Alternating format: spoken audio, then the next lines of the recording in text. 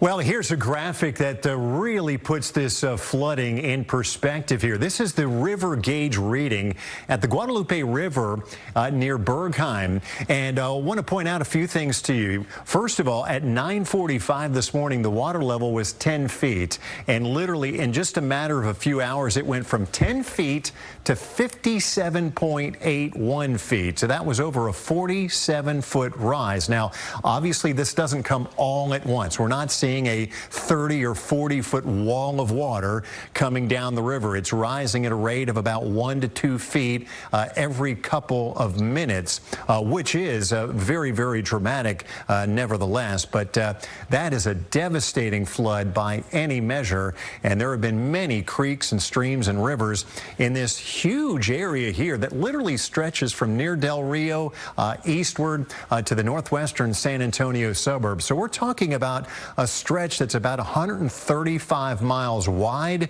and about 75 to 100 miles north-south. 1 to 2 feet of rain falling across a good part of that region. That is a tremendous amount of rainfall over the last few days.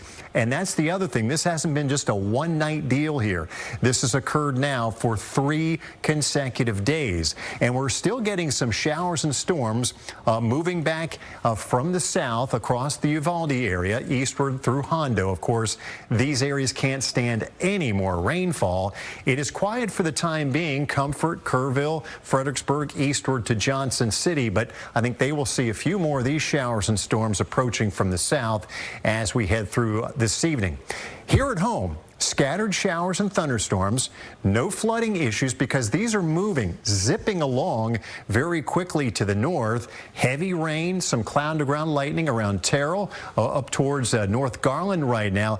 In some instances, they are producing wind gusts of 40 to 50 miles an hour. There's some torrential rain now falling around Parker, eastward towards Mertens and Italy. Up to the north, we've got a cluster of thunderstorms drifting north now of Whitesboro, getting ready to cross the Red River, and scattered showers and storms here from Bridgeport into northern Parker County. This has done a number on temperatures once again today. The clouds and rain were in the 80s to right around 90 degrees. There's our Fox 4 views. Generally mostly cloudy skies, 79 Cedar Creek Lake, 88 PK Lake, 89 degrees at Lake Ray Roberts.